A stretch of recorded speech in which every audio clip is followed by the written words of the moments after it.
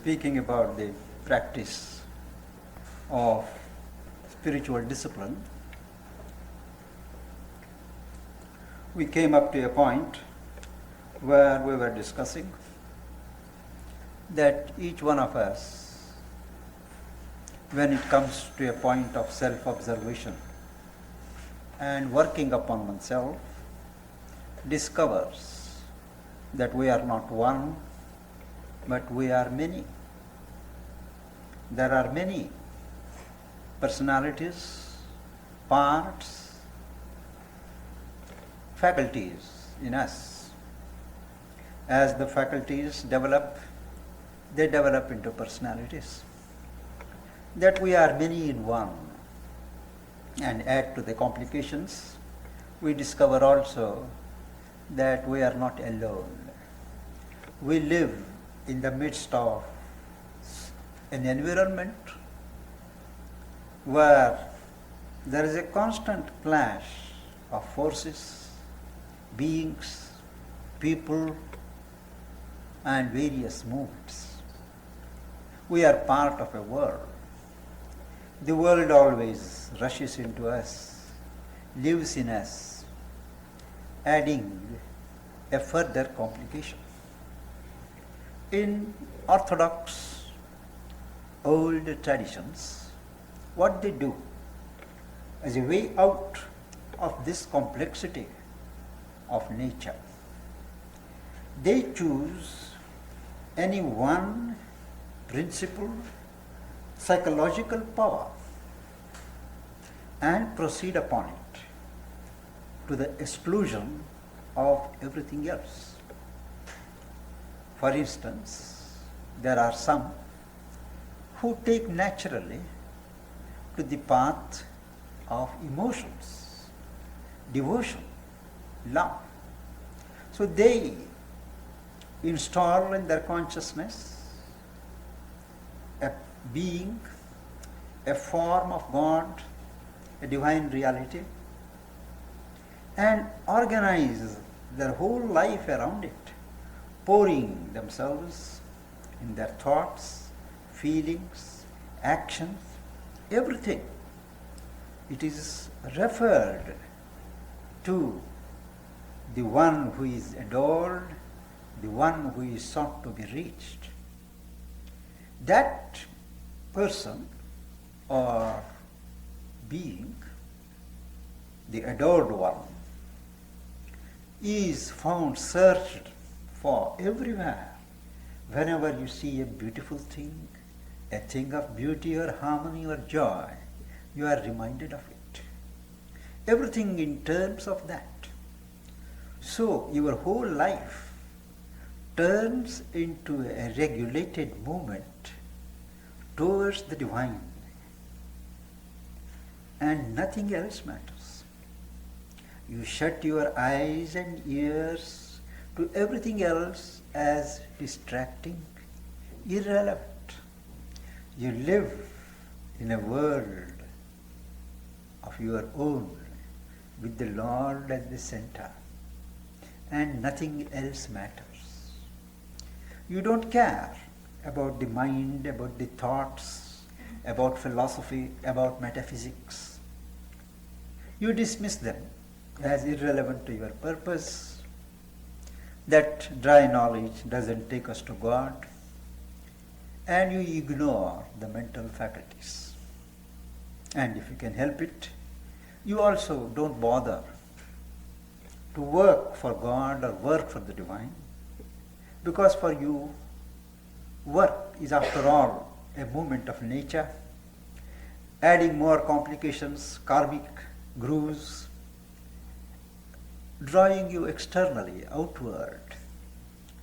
So you work, you do activity to the extent it is forced on you or indispensable for your living, all the while aware that it is a dispensable activity. But you are centered here to the exclusion of everything else. There is another path where one analyzes, thinks, cogitates, perceives that there is one permanent principle, a permanent reality, which is to be sought after, which is to be held to in this world of flux and change. And once you perceive that, you establish it as a kind of pillar to hold to, and constant discrimination between the transitory and the permanent, between the passing and the stationary, between the mobile and the immobile. And you always try to identify yourself, withhold yourself from the passing things of the world, and center yourself, station yourself in what is immobile, what is that self. So the whole world gets bifurcated, outer world and the inner one.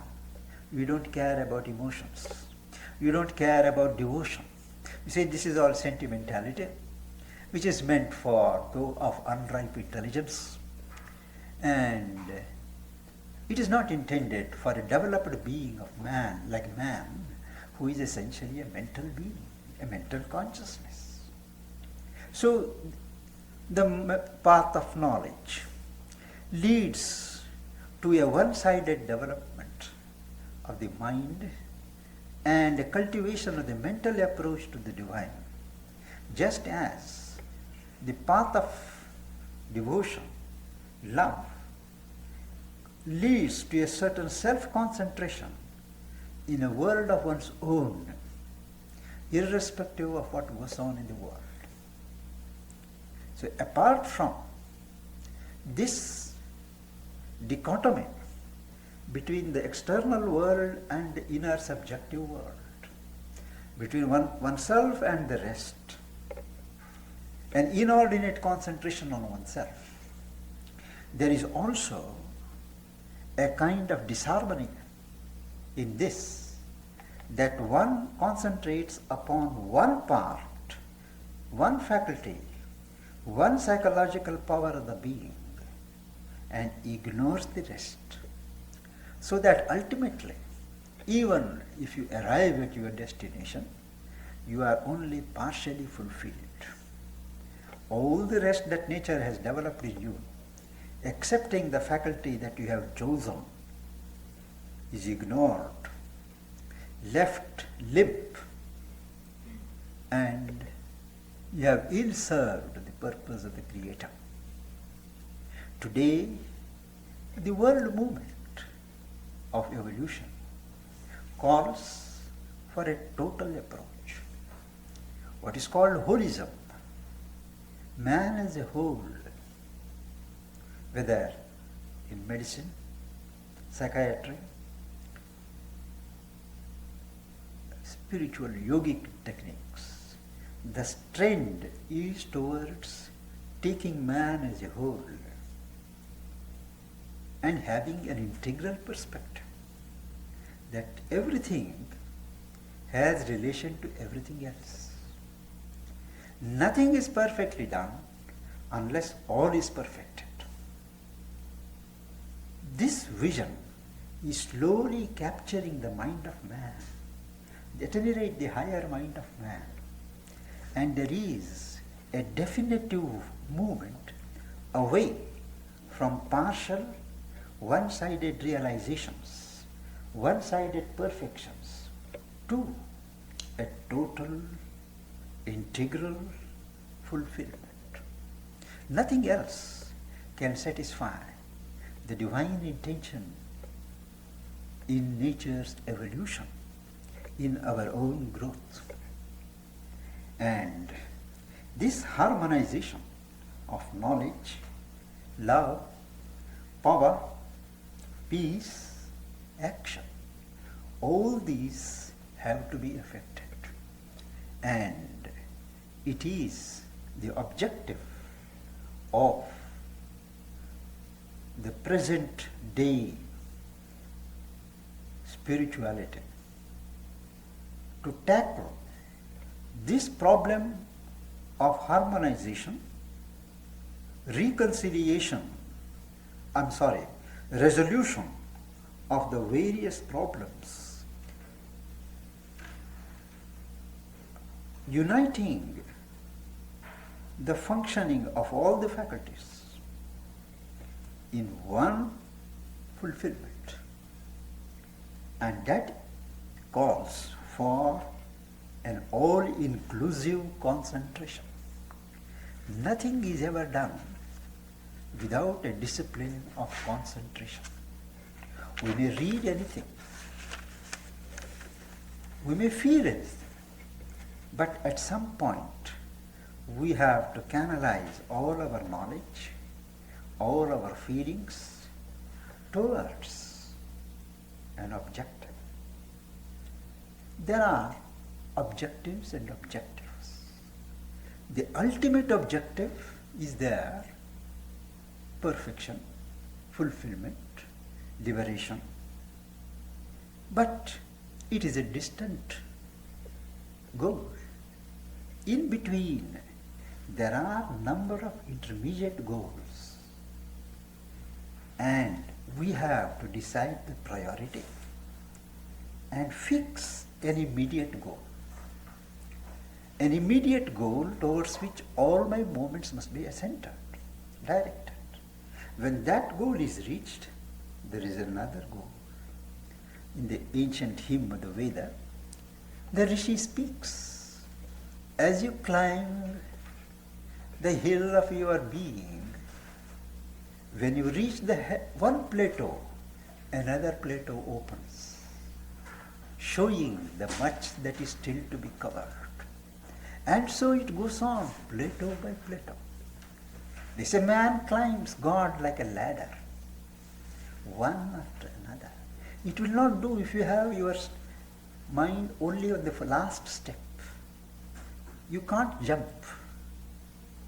You have to do the grades step by step, always taking care to remember that each is only a pathway, a step on the way.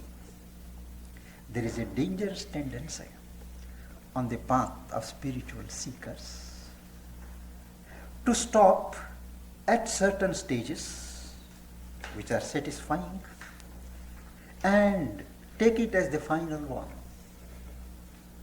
You stop, you reach a certain moral perfection, and you stop. Feel contented, self-righteous, and you say all is well. You reach a certain religious perfection in the particular religion where you are born, and you feel that's enough. But you are not allowed to stay there.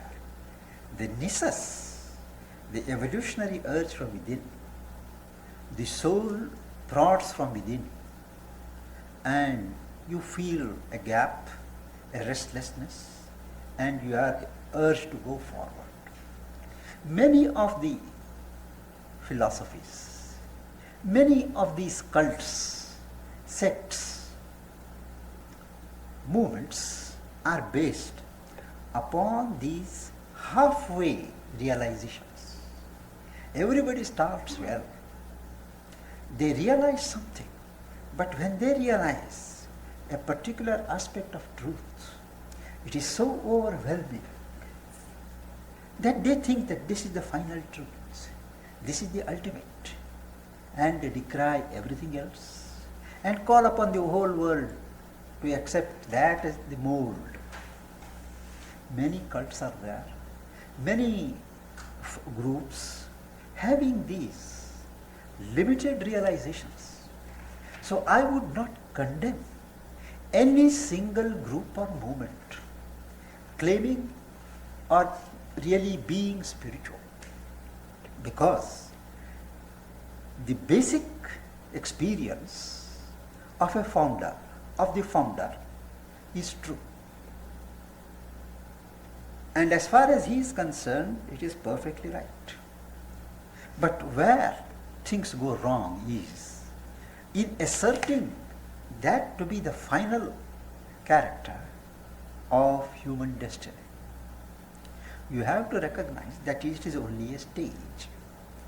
People to whom this goal is relevant at the moment, they cluster around him, they join.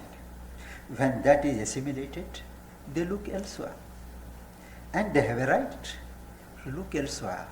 Grow. There is no limit to growth.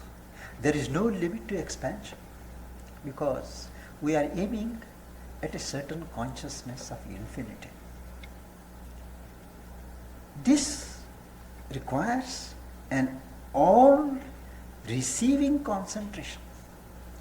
The God or the divine reality on whom you concentrate shall not be something exclusive, meant only for me or those who follow me or agree with me or come in my circle or take initiation from me or accept my religion.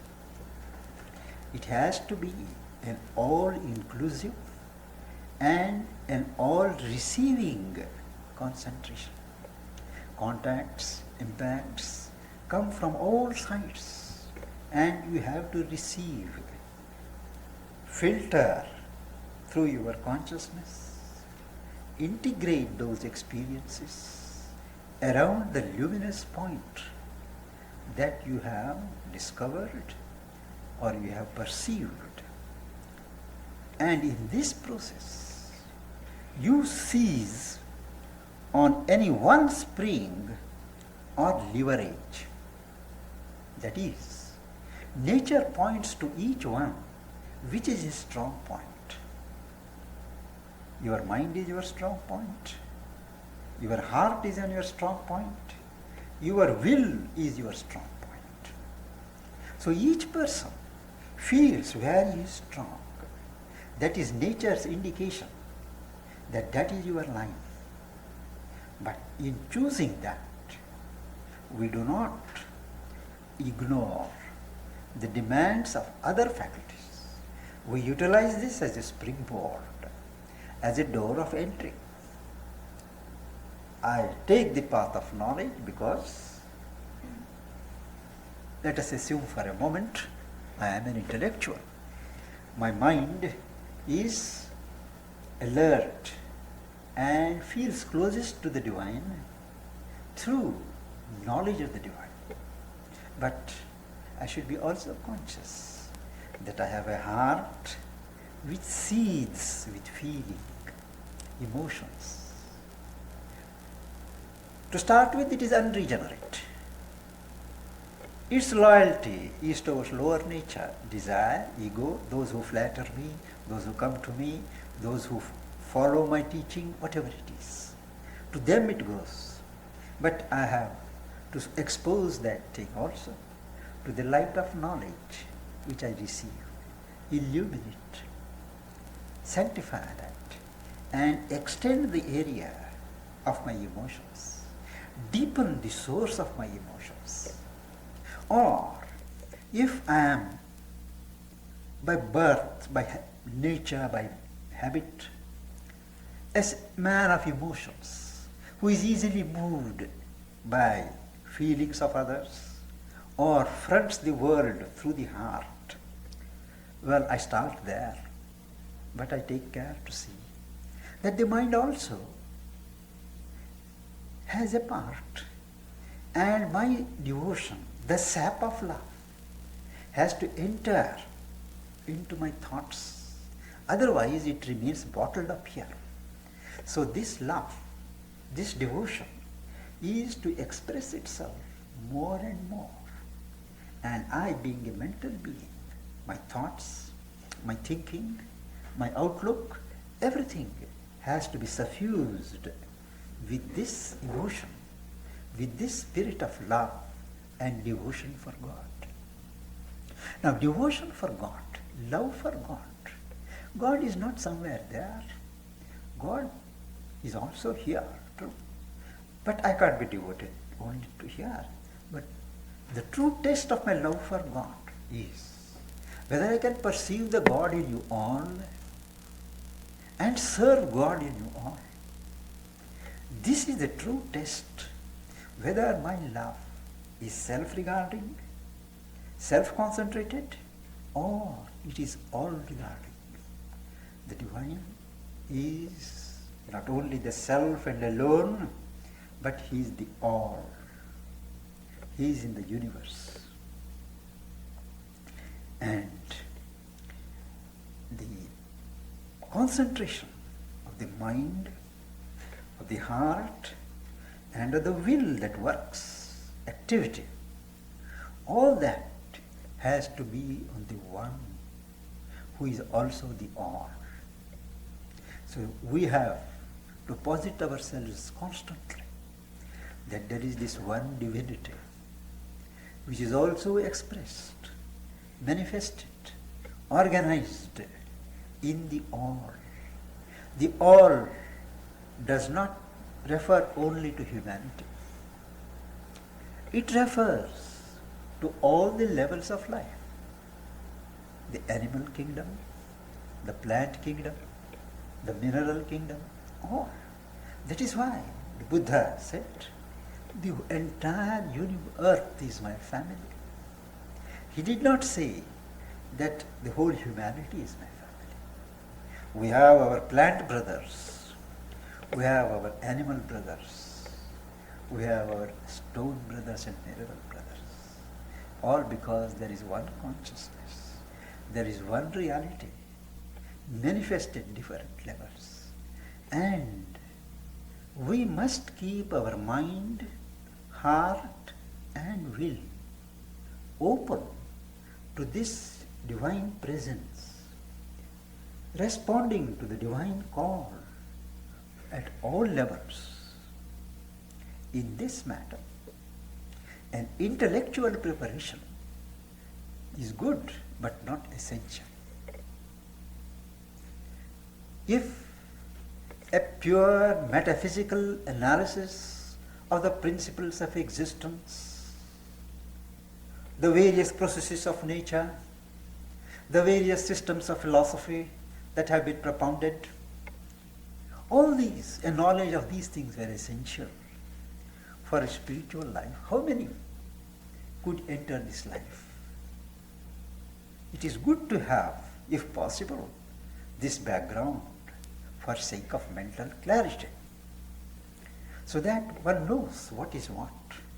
But if one's mind is not so made, if one is not equipped for it, and 90% of the people are not intellectually equipped to understand, appreciate, and follow the fine niceties of philosophical distinctions, philosophical speculations.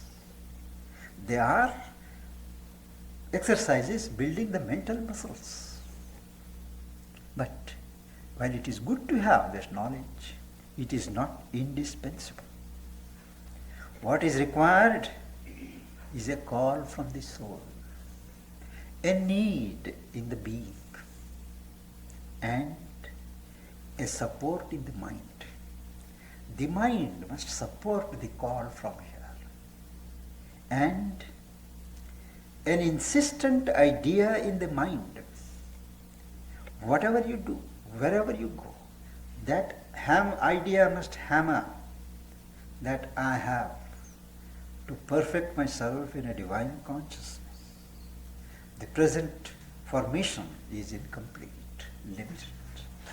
I have to realize this insistent idea in the mind with a corresponding will.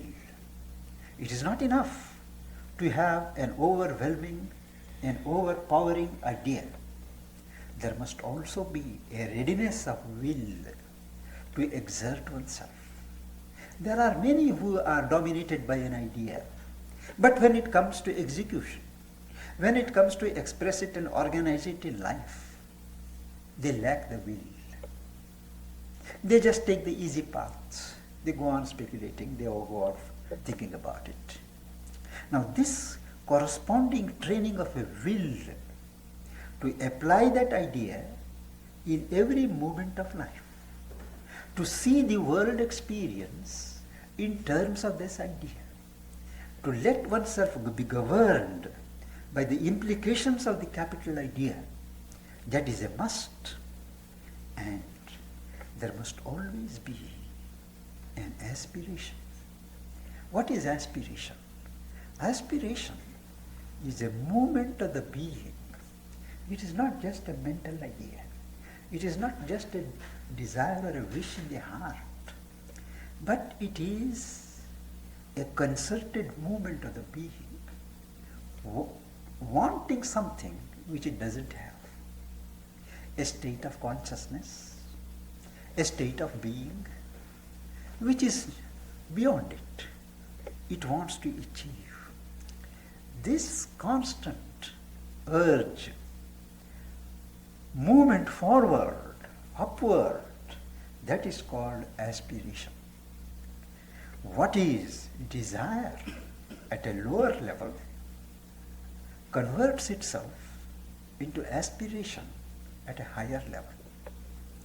And this aspiration is compared in the ancient Vedas to a flame.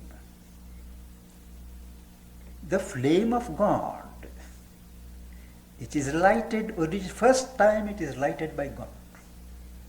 It is not by human effort. When the divine chooses a person, he lights that flame in the heart, and man begins to think of God, man begins to want God or godly life. And that tiny flame, it is to be nurtured, nourished, built into a consuming fire. And how do you do it?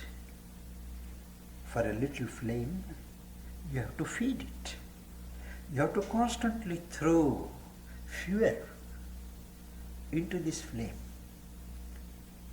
So, in the sacrifices, symbolic ceremonies of the past, they would always have as the center of a ceremony, collective ceremony, light a fire on a hearth.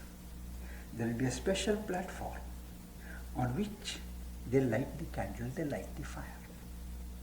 And that fire is constantly fed by items, materials, which feed the fire, increase the fire. Grains, milk, ghee, things which are given significant names. Now grain, material solid grain, which is thrown into the fire, is symbolic of the matter, the material existence. My material life is offered in this fire of aspiration. They offer milk. Milk is a product of a cow. And cow stands in the ancient symbology for intelligence, knowledge. So milk is the yield of the cow, yield of intelligence. That is the fine product of my thinking, my thoughts, the cream of my thoughts. They are offered into the flame. And ghee that is butter, is again still more filtered and purified product of milk. That intuitive, luminous thing that is shining, transparent, that is offered. So man in his day-to-day life offers his thoughts, his emotions, his activities, all in this central fire. Thereby, this flame of aspiration grows into a fire, a mystic fire. And this mystic fire, Agni, is worshipped among the ancients as the nearest god to earth. Agni is also flame, is lauded and celebrated as the tongue of the gods, because it is through fire that my offerings reach the gods. My own higher terms, gods are after all what? My own higher capabilities, possibilities. Through, he is the guest. He is the shining guest in house and house. That is in each individual. He is there as the guest, waiting to be fed. so that he can become the captain of the journey, the leader of the march of the human soul, leading him to the sun of truth, the sun who shines all the 24 hours in the meridian of the sky, and whom only the wise ones can see. It is not like the physical sun, who can be clouded, who has a day and a night, and whom even the foolish ones can see when he is in the sky. This constant sun, 24 hours shining, a perpetual sun, he is the luminous manifestation of divine truth, the highest goal that is held before man. And aspiration, the flame of Godward seeking, that is the first step. And with this aspiration, there has to be faith. Now, what is faith?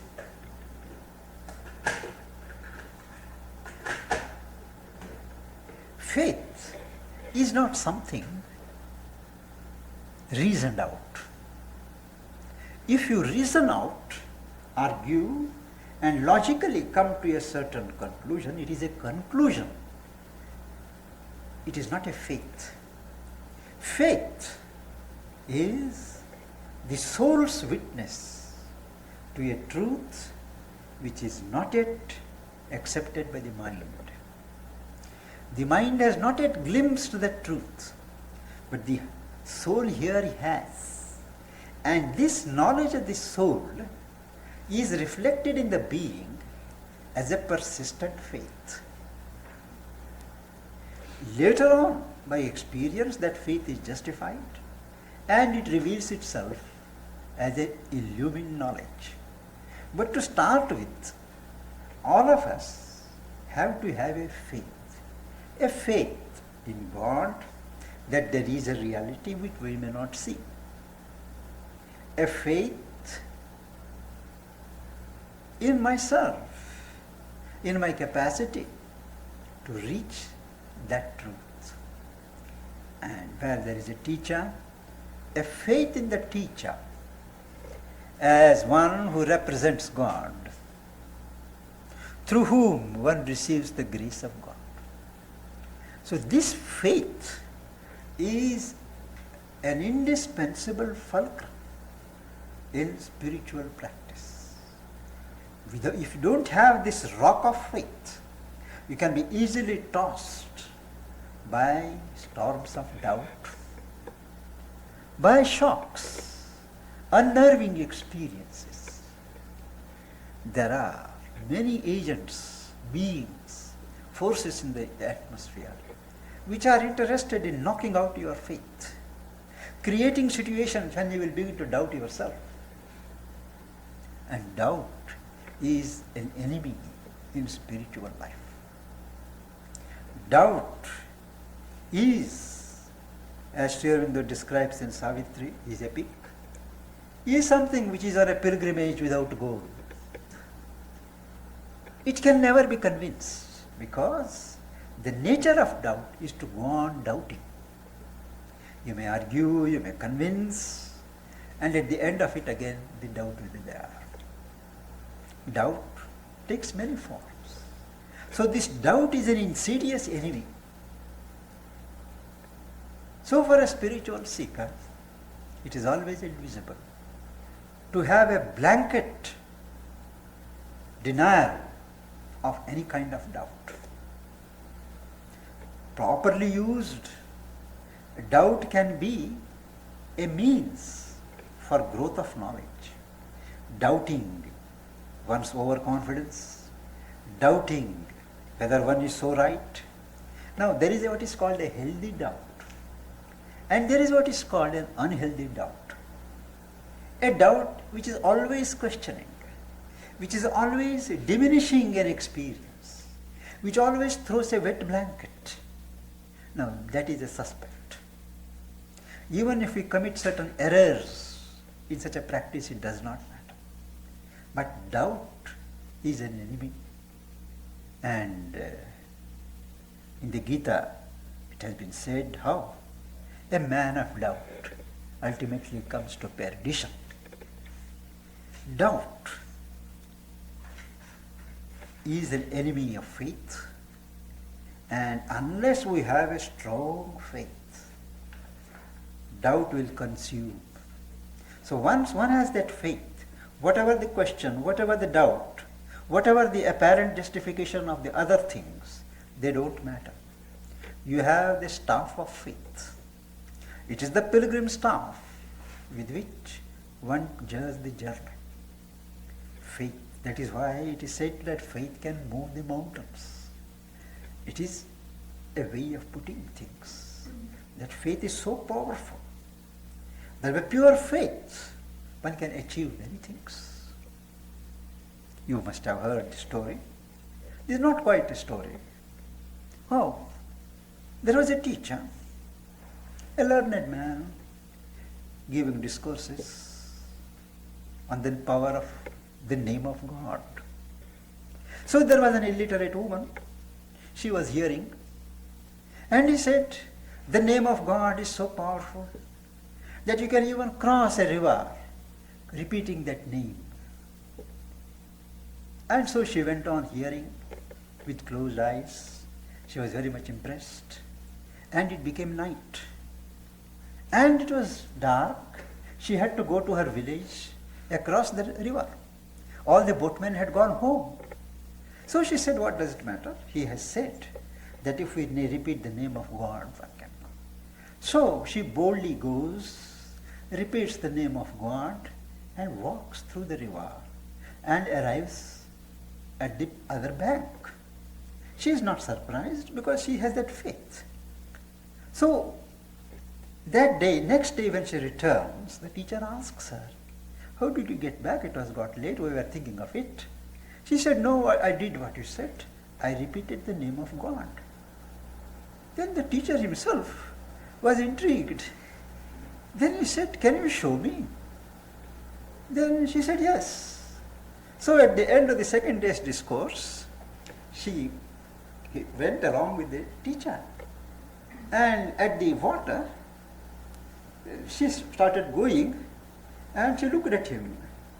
And she said, no, you can't do that, she told the teacher. He said, why? She said, because you are lifting up your clothes.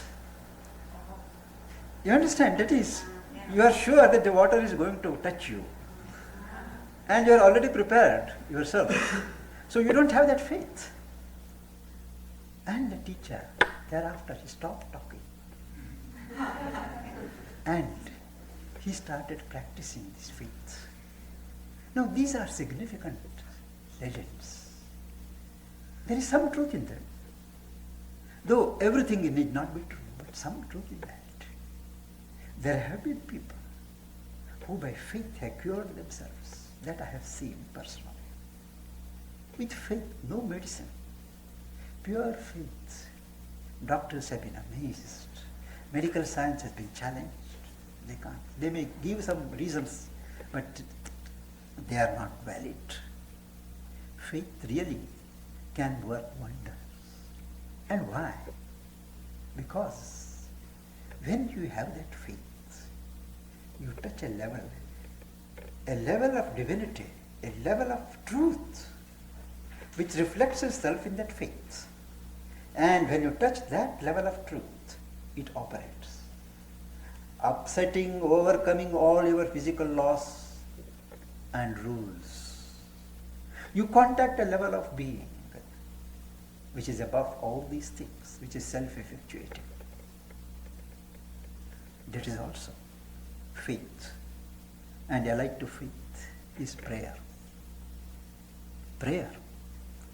It is a tendency, a modern skeptical mind, to make fun of prayer, saying that, do you mean to say that you can bribe God? You can do anything and pray to Him and get things done? Don't you have your karma? Don't you have your law? Is God so gullible? And if God is that gullible, He is not God. Well, the truth is, prayer is a great, powerful means to link oneself with the highest. For there is a divine will governing, guiding, conducting everything in this universe. But this will is not an impersonal will. It is not something which is mechanical. It is a person, God, a divine person, being, whose will it is. And it is possible by a sincere prayer to move that will above in our favor. There is no question of right or wrong, sin or virtue there. The intensity, the faith with which you pray immediately links you with that supreme will which turns into your favor. So prayer is a fact. The efficacy of prayer is undeniable. Aurobindo says in Savitri, in the epic, a prayer, a king idea, a master act can link man's strength to a transcendent force. That is, a king idea, a great idea. It can be a link between you and God. A master act, a heroic act, an act of courage that also lifts your being and links you with God and prayer. So man may be a puny little being, but if he knows how to pray and pray with that attitude of humility and trust. Trust is something more than faith. Faith is a conviction that this is so.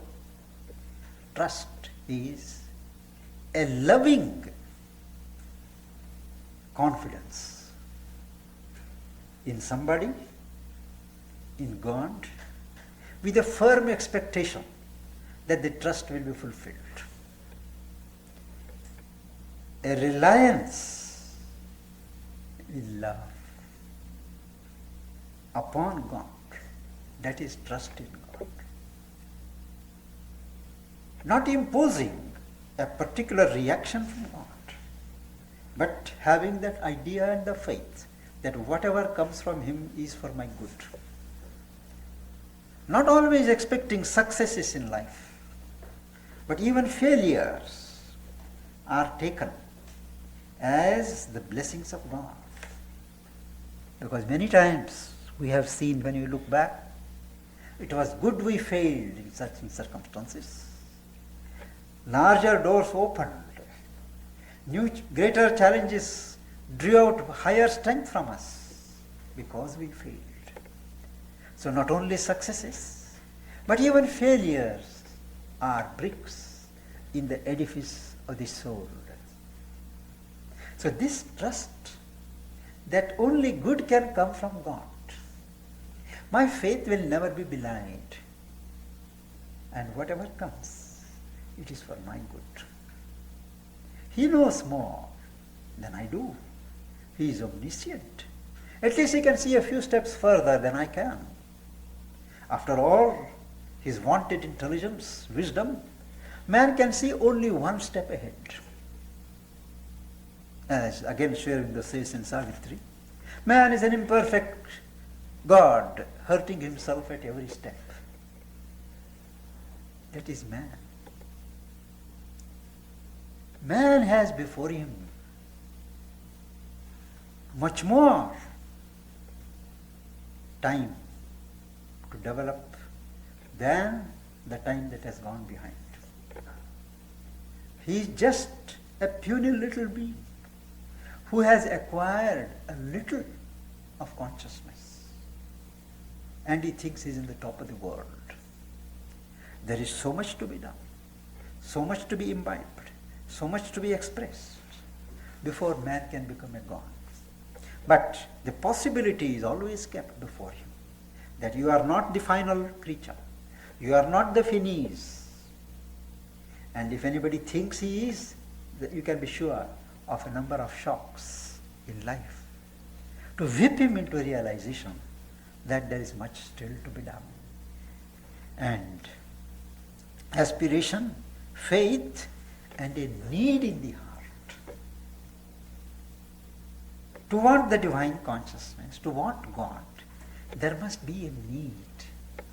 It can't be just a fashionable movement, a whim, a fancy, but it must be a felt need in the being. Without God, without this higher life, you must feel as if you are a fish out of water. You must be suffocated.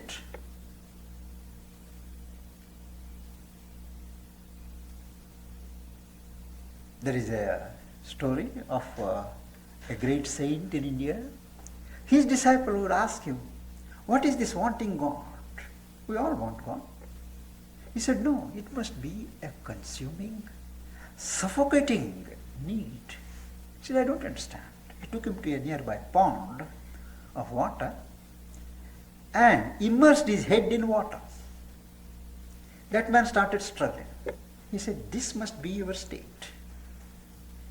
If without God, without thinking of God or feeling for God, you have this feeling of suffocation, inadequacy, suffering, pitifulness, that is what should be done. This is the state that you must have." So this felt need in the heart is a thing that we must cultivate, we must be aware and educate ourselves so that without Him, without the divine, life is empty. There is a gap without which one feels miserable. One feels dry. I'm sure in the life of each one of us, there are occasions when we feel dry. Nothing interests. There is a kind of sulking, You don't take joy in anything. To a perennial need in the being. I think we should stop there and resume after the break. To continue from where I left, spoke of the insistent idea of the divine. Now this idea of the divine must be as integral, as large, as comprehensive as possible. It should not be a sectarian idea that He is my God, God of my religion. Not that the God of my religion is not God, but the gods of other religion also are forms of God. You can't limit the infinite to one form or to one mental idea. You can't say also that the divine is peace. Yes, peace, but much else besides. You can't say that the divine is bliss. Bliss and much else besides. The divine is really all that man can conceive and what man has not yet conceived. So it must be an open thing, an open idea, doing justice to the concept of an infinite, of an eternal. It must be all-embracing. All this is the divine. But we shall not stop there. The divine is not exhausted by this manifestation. That will be pantheism, which looks upon all nature as God. Yes, but is not only all-embracing, but all-exceeding. There is after all this is done, there is still something that transcends.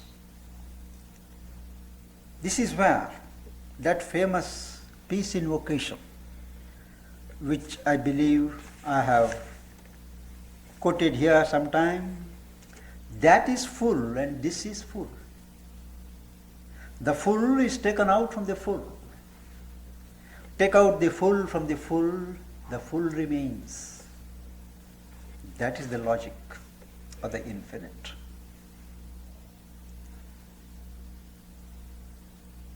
In the ancient conception of the Vedas also, he speaks of the 1,000-headed person creating all this universe and exceeding it by 9 or some digits. That is, he exceeds. The highest formulation of mind of man does not exhaust the divine. So this, the divine, in its transcendent aspect, he is beyond, but not only beyond, he also pervades. Not only pervades, but he dwells inside each one. In one of the Upanishads, it is said how he created each form, and having created, he enters into each and dwells in it. That is what we call the self. Nothing can exist without this supporting, constituting core. You call it the spirit, you call it the self, depending upon how you conceive it. And this one is both personal and impersonal. It is fashionable for people, philosophers, to look down upon those who speak of God as a person. They said this is anthropomorphic imagination. God is a state, God is peace, God is knowledge, God is power. Actually, he is both. The reality is both a state of existence with all the verities, characteristic qualities, as also an embodied, a personalized representation to human intelligence. It is a concentrated form of all those things. So the personal and the impersonal are two aspects of the same reality. It is out of the impersonal base that the personal is projected.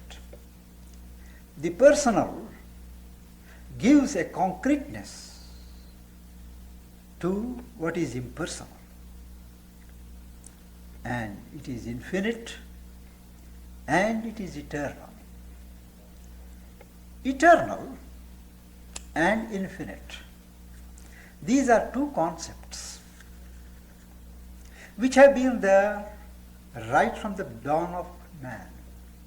Ever since man began to think, he has somehow this conception that the divine is infinite, the divine is eternal, not limited in time and not limited in space as we are. And when you can always be sure, when any idea survives ages of skepticism, keeps its hold on the human mind, it always answers to some fact, to some truth of existence. Now, eternal means there is no time, there is no beginning, there is no end. Infinity means there is no boundary. It is all pervading.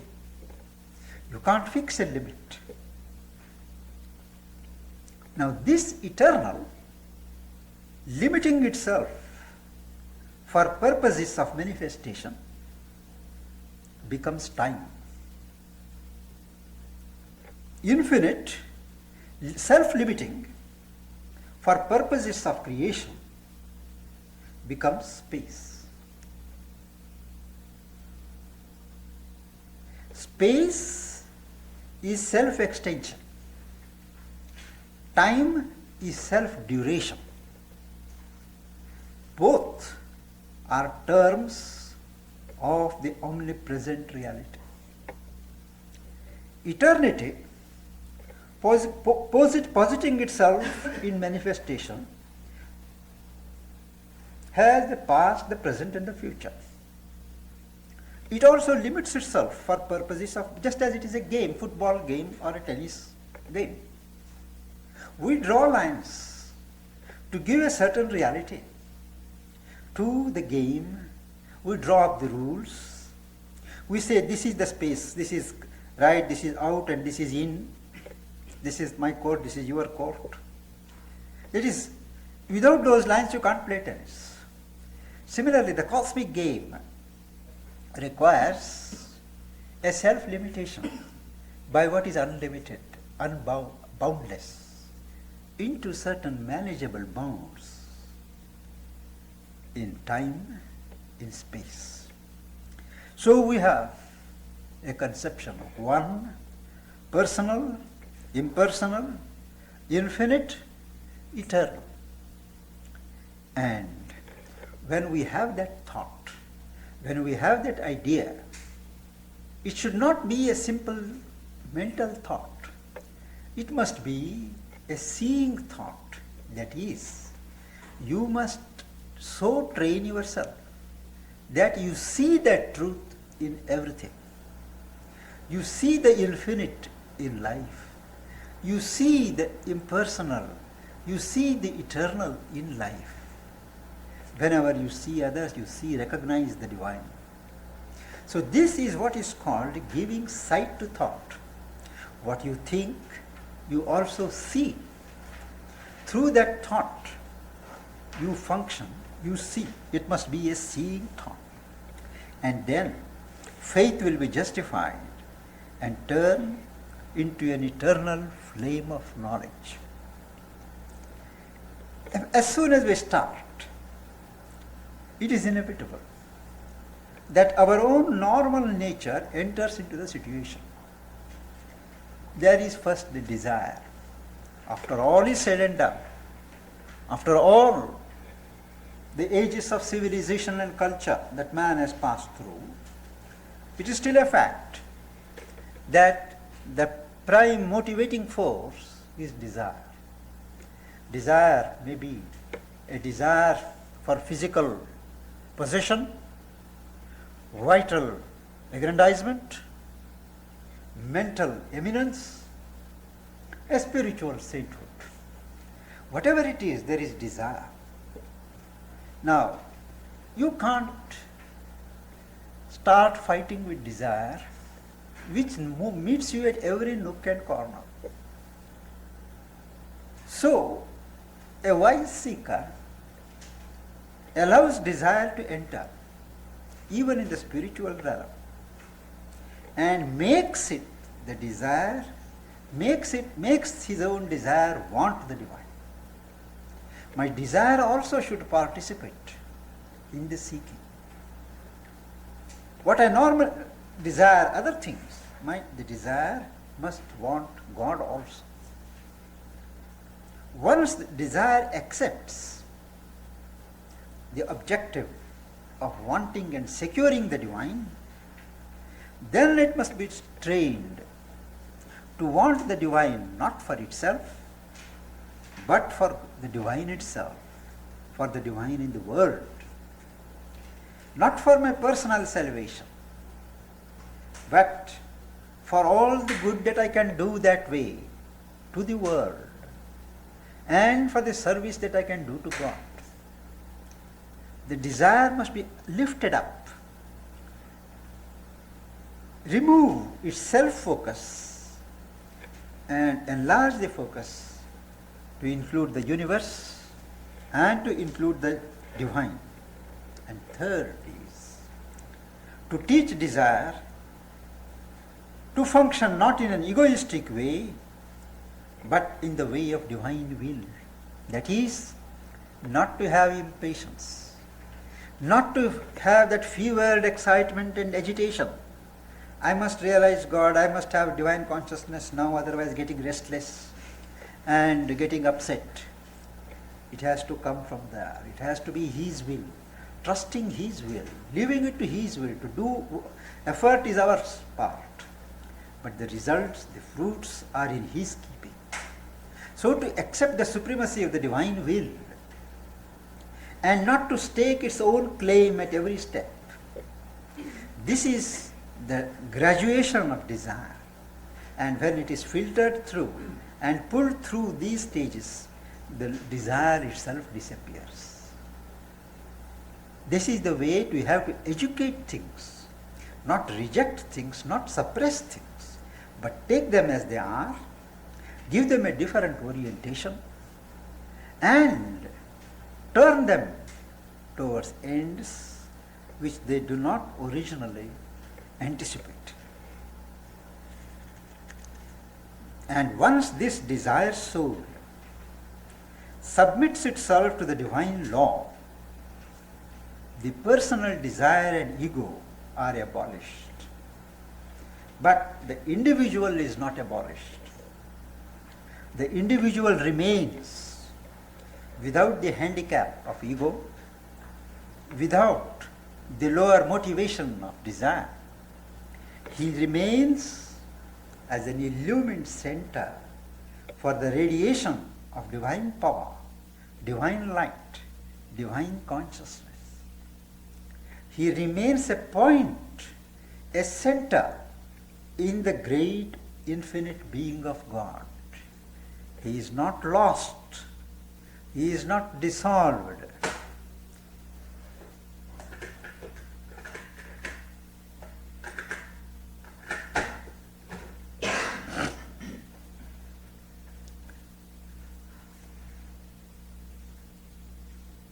He is a liberated individual who is not abolished.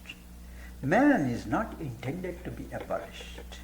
Man has not been erected and fashioned by nature across the aeons to be eliminated, to be self-cancelled, to blot himself out into some nirvana.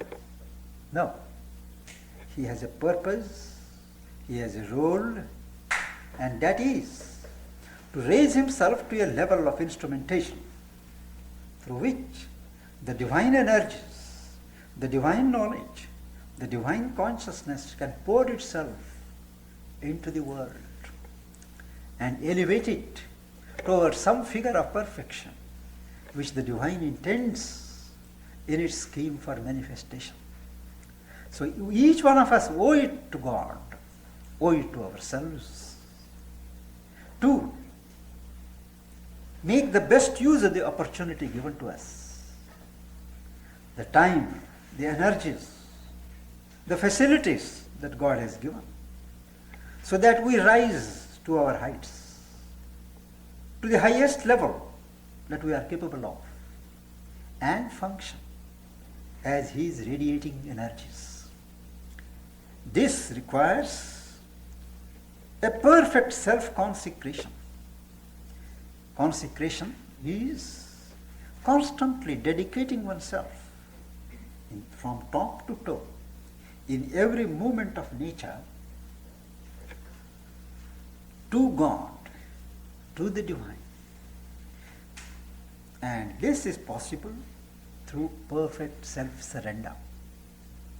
Now, self-surrender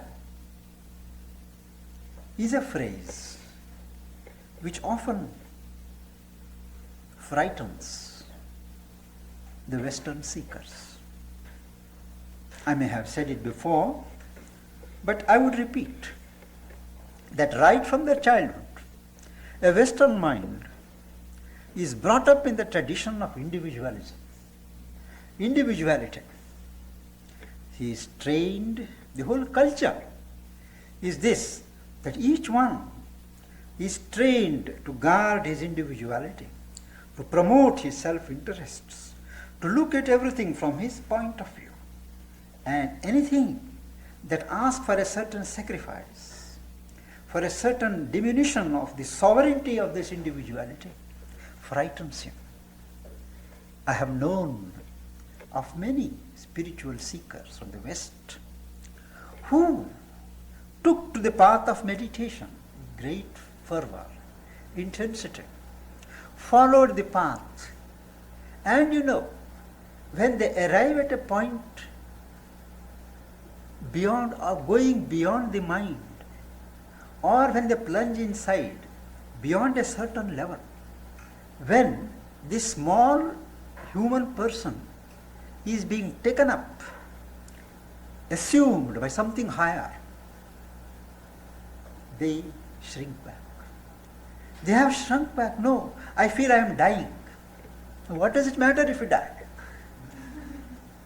If you want to realize God, realize the divine, the man has to die. It is the ignorance that dies. Now this feeling of possible death, this feeling of possible dissolution really comes not from your true being, but from the ego self.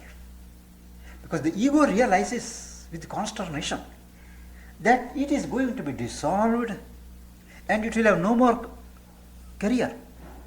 And the ego has this sense of death. And the person shrinks back. So there was a seeker who came to Sri Aurobindo and he said, I have not been able to conquer my thoughts.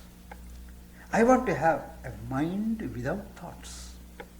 Sri Aurobindo told him, yes, you sit down.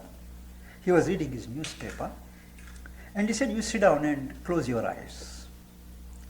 So he did it. He was reading his newspaper. Within half an hour, he started shouting, please save me, please save me, please save me. Something is happening. I am getting blank. And I am losing control. So they said the man was on the verge of some great experience. But he pulled himself back and he left it. I have known many Western seekers like that.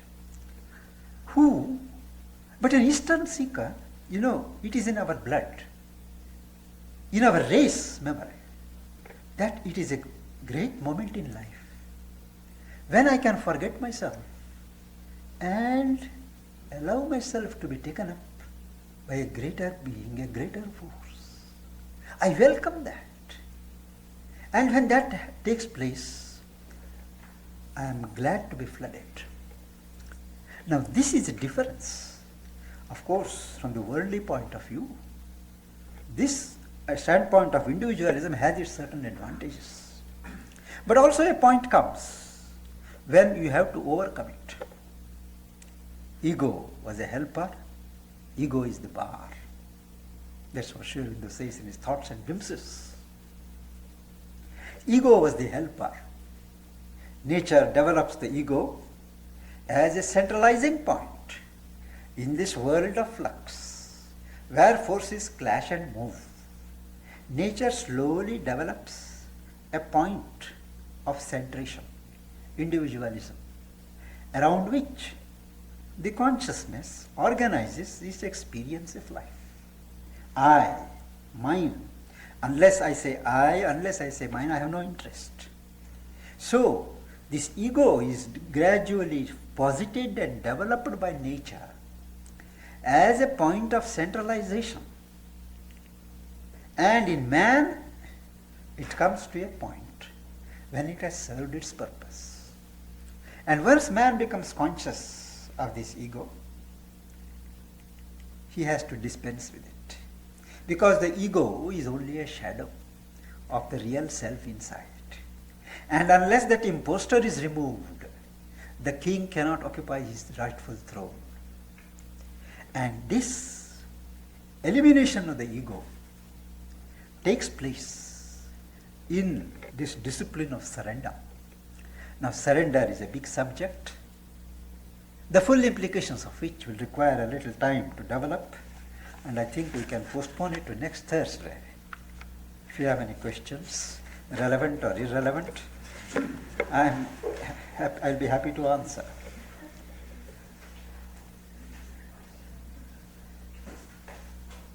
It seems to me to be a paradox. The the idea of surrendering versus the idea of using will to bring in the divine, will being an expression of the ego. Could you say a few words which might bring those two a little closer together? Surrender implies that my will is attuned to a higher will. My will, instead of being an instrument of my ego, aims to place itself under a higher will. And this placing of my will under a higher will, attunement of it, is the process of surrender. So, the will itself plays a great part. It is able to express something of the divine in the measure in which it functions as an instrument to the divine will. So the human will becomes one progressively with the higher will, which ultimately reveals itself to be the divine will. For us, we feel it as a will of our higher mind. My higher will, my lower will, my higher will, my higher mind. But ultimately it reveals itself to be a divine will that reflected itself on my higher mind or in my higher being. I wonder if we could look at this question. You said all paths are valid. Did you say that? Yeah. All paths based upon certain experience are valid. Because you called for an all-receiving concentration. Yes. But just before that, you spoke about sects and movements that were half-true. And I wonder where we can... There seems to be a tendency often to romanticize how everything, all the paths lead to God, and we kind of lose our discrimination in there. No, the thing is, you have to put things in their place. You have to recognize why this thing is there, what is its relevance, what is its justification, to whom it is relevant, under what circumstances it is valid. Leave it there. So, you recognize its limitations, you recognize its area of application. That way, you give a justification for everything in God's creation. Now sex, we spoke of sex. It has its relevance at a certain level of life. I meant sex, S-E-C-T-S. Sex, yes. Sex. There are some people who can't rise above that level. They need that support. They can develop and progress only through that mold at that stage of development. They need these bhajans, they need this music, they need this dancing, they need to feel that they are doing something vital, imagination. Well, you and I, who have approached through the mind, we may not need it, but we won't condemn that. It is relevant to those people to whom the emotional being needs that sensuous support. But if we were to say that that's the only way, I would say no.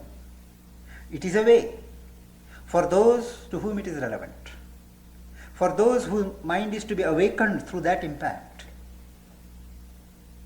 This is the thing of recognizing the utility of everything. It has its way, it has its use, but not in the manner in which their propagandists claim. How about in the case of just plain outright demonic forces? They have to be thrown out. I mean, how do you deal with that? You have to recognize, expose it whenever it is possible for you, deny it expression, and put it down.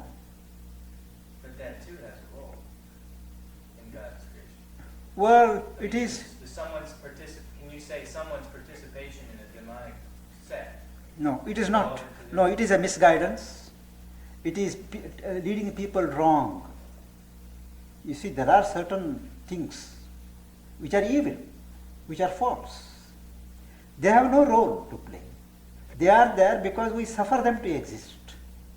Either the good people and the right people don't concern them, say that it is not our concern and let the evil thrive. But it is for us who think aright to put things in their proper perspective. If there is a bit of good in them, say it is good to that extent.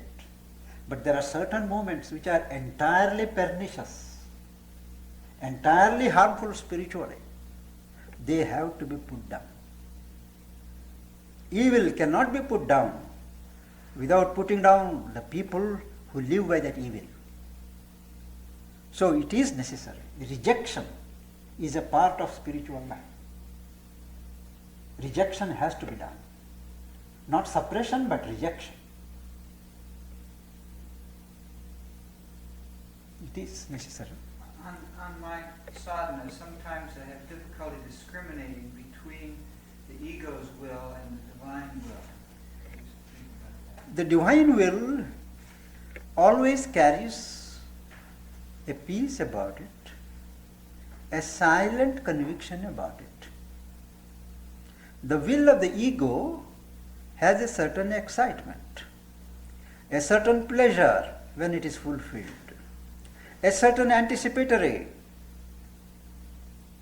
excitation when you do it. But a divine will has a certain purity, calm, and impersonality about it. So whenever you find a personal involvement which is affected if you don't do it, take it that it is an ego will. This has to come by trial and error. There is no blanket rule. As our psychic discrimination develops, as we purify ourselves psychologically, this automatic discrimination between the divine will and the human will, the lower personal will, becomes automatic. Self-purification is necessary, and that takes a long time.